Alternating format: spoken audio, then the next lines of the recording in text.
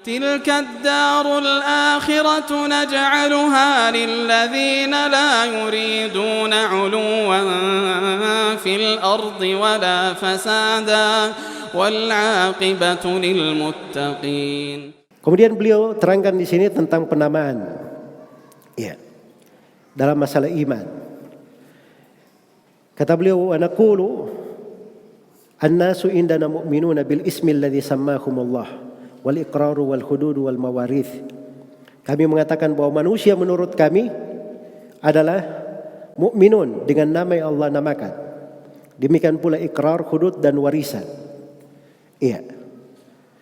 Wala naqulu haqqan wala naqulu indallah wala naqulu ka imani Jibril wa Mikail lianna imanahuma mutaqabbal. Kita tidak mengatakan bahwa seorang mukmin itu, ya, bahwa seorang adalah mukmin yang sebenarnya, atau juga kita tidak katakan bahwa seorang merupakan mukmin di sisi Allah. Juga kami tidak katakan bahwa seorang memiliki keimanan seperti iman Jibril, Mikail, karena keimanan mereka berdua telah diterima. Baik, ini ada 5 pembahasan di sini. Pertama tentang penamaan iman. Jadi seorang itu dia mukmin sebagaimana yang dinamakan. Itu namanya penamaan. Iya, penamaan. Ini disebut dengan nama al-masail al-asma wal ahkam. Dan itu pembahasan besar, ya, di kalangan ahli sunnah. Sebab di situ nanti terlihat hukum keimanan, nama keimanan dan hukum keimanan. Dan ini pembahasan agak detail, ya, agak detail.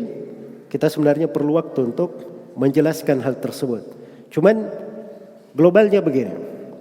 Seorang itu telah disebut oleh Allah Subhanahu wa taala sebagai kaum muslimin, kaum mukminin. Iya, itu penamaan. Orang yang beriman itu sifatnya begini. Orang yang beriman itu amalan-amalannya begini. Maka sepanjang itu ada, maka dia adalah mukmin sebagaimana yang Allah namakan. Sebagaimana yang Allah namakan. Demikian pula dalam ikrar. Ikrar itu diterima dari mukmin dan selain mukmin. Itu kan hukum. Jadi siapa yang mukmin dinamakan sebagai mukmin, ini diterima ikrarnya, ini tidak diterima. Sama dengan hudud. Di hudud juga dijatuhkan hukum-hukum had, itu sesuai dengan penamaannya.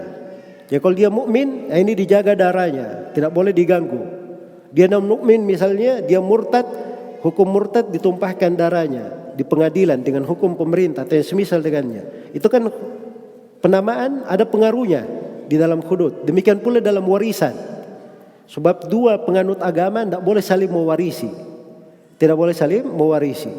Jadi ini penamaan iman ini punya pengaruh dari penamaan itu dan punya konsekuensi dari hukum-hukum. Jelas, ya? Ada konsekuensinya dan hukum-hukumnya. Nah, disinilah kekacauan muncul di tengah kaum Khawarij dan kaum Murji'ah. Sebab mereka tidak membedakan hal-hal ini.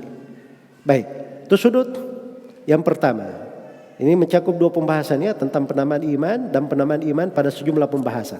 Kemudian yang ketiga tentang ucapan saya beriman dengan sebenar-benar keimanan. Ini tidak boleh, ya, karena itu kata penulis wala naqulu haqqan. Tidak boleh seorang itu berkata ana mu'minun haqqan. Saya adalah seorang mukmin yang sebenar-benar mukmin. Tidak boleh seperti itu. Sebab itu dia merekomendasi dirinya. Ya, karena itu di dalam Al-Quran dikatakan wala tuzakku anfusakum. Jangan kalian merekomendasi diri-diri kalian. Iya. Dan yang kedua, wala naqulu indallah. Jangan pula dia berkata saya beriman di sisi Allah. Seakan-akan sudah dipastikan keimanannya itu di sisi Allah sudah benar. Ini juga tidak benar. Karena itu tadi kan saya sebutkan bahwa amalan keimanan itu banyak.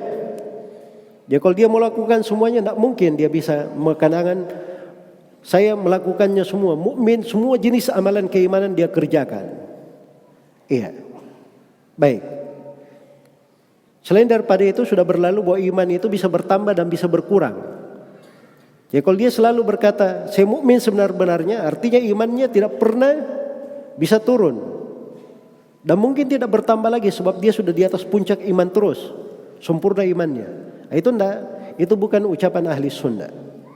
Dan itu menyelisihi dari ayat-ayat dan hadits-hadits Rasulullah sallallahu alaihi wasallam. Kemudian yang kelima, ucapan keimananku seperti iman Jibril dan Mikail. Iya. Wala naqulu kaimana Jibril wa Mikail lianna imanahuma mutaqabbal. Kita tidak berkata seperti iman Jibril dan Mikail, dia pastikan. Karena imannya Jibril dan Mikail itu sudah diterima oleh Allah. Mereka ini para malaikat, ya, keimanannya itu selalu bertambah. Dia tidak kenal kemaksiatan, cuman kenal ketaatan saja. Cuman kenal apa? Ketaatan saja. Selalu berbuat ketaatan kepada Allah. Mereka tidak kenal berbuat maksiat. Iman mereka diterima. Karena itu kita tidak boleh mengatakan seperti itu. Itu itulah kenapa ahli sunnah itu mengatakan seorang itu mukmin insya Allah. Nah, di situ sudut. Di antaranya kenapa para ulama ahli sunnah mengatakan saya mukmin insya Allah. Jelas ya?